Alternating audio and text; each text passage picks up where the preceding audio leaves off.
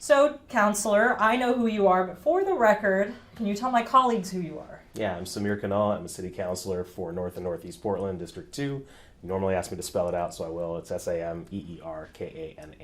Great. Thank you, Counselor. So tell me a little bit about this ordinance.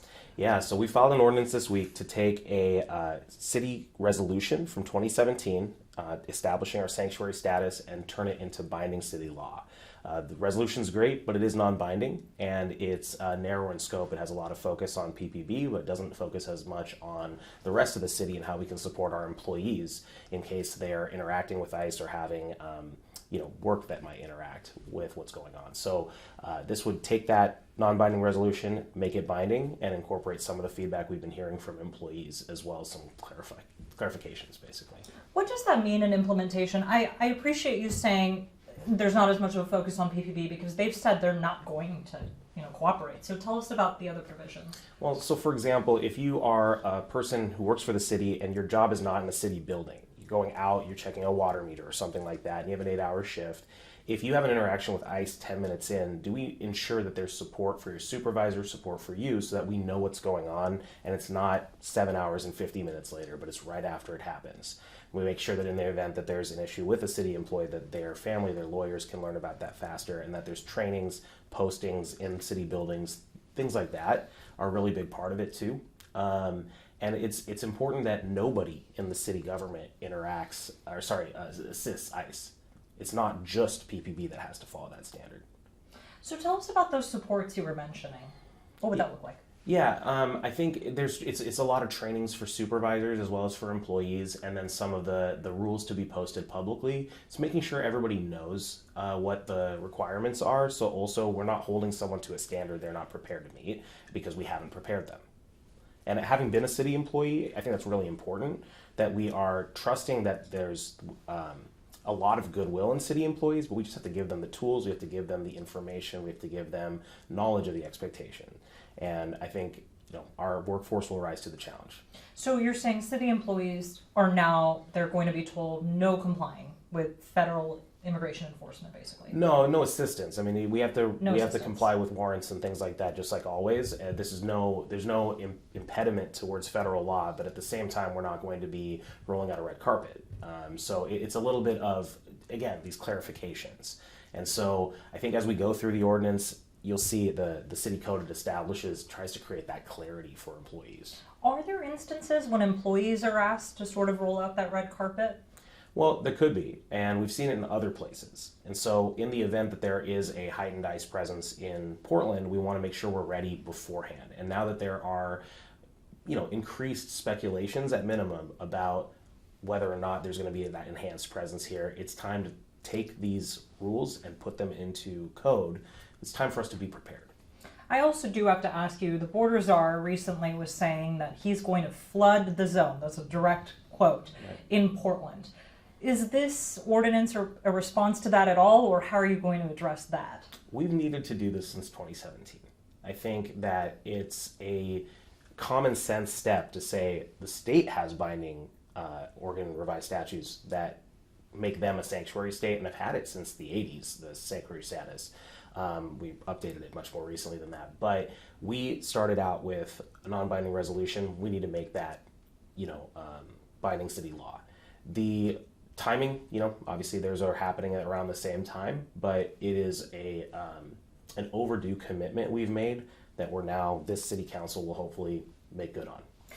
And just so I can understand practically how this applies, what are some instances where we've seen city employees be approached by ICE, if not here, anywhere else? Well, for example, if there's access to a building that would normally take a badge to get into.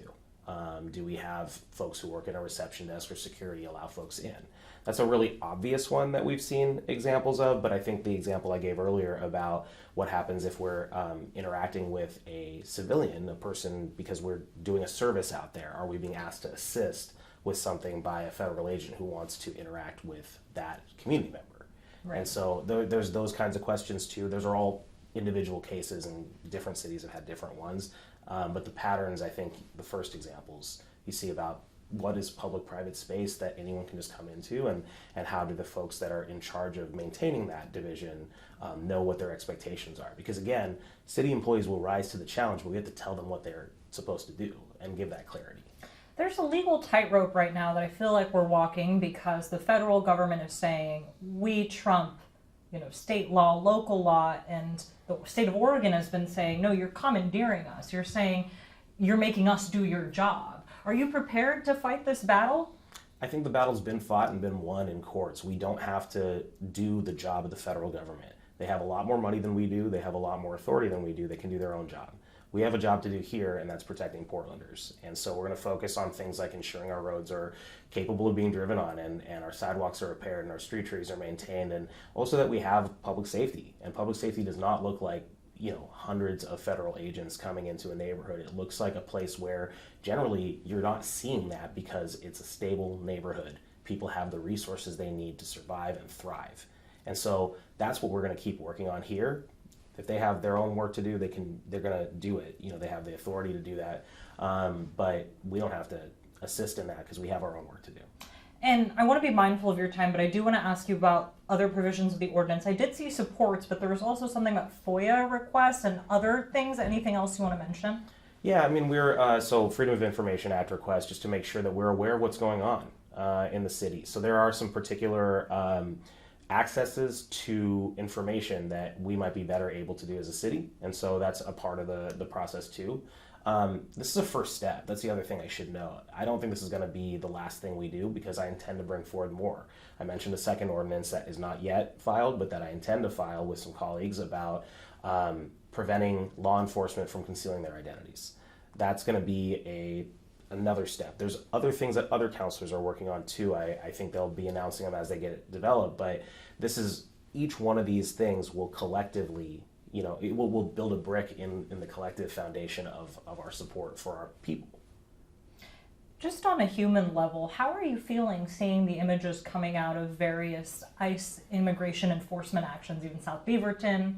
You had the preschool. We're seeing images coming out of LA. How are you feeling? There's a lot of outrage. I think there's a lot of anger. This is not who we should be. I think it's hard to say that this isn't who we have become, but it's not who we have to be. And so I still believe that a better world is possible. I still believe that we can be a place in Portland, which is where I'm trying to serve here, a place where people are welcome regardless of where they came from.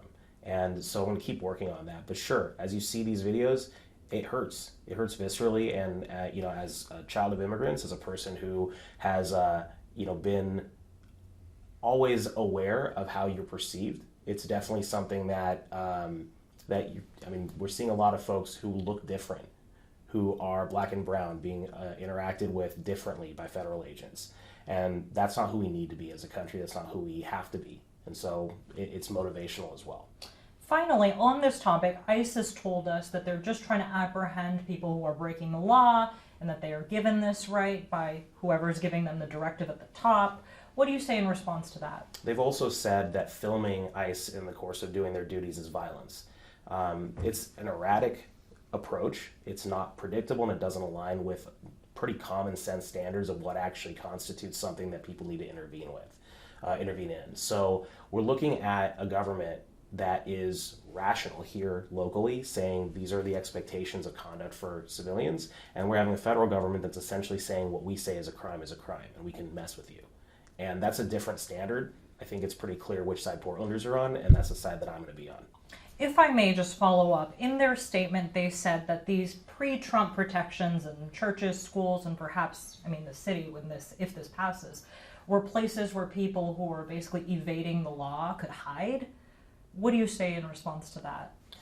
Our city's buildings, and I think this applies to schools as well as houses of worship, are designed for a different purpose, right? We're trying to educate kids. That's what they're there for. If a person who is a child of undocumented folks is coming to go to school here, we need to make sure that they're able to get that education.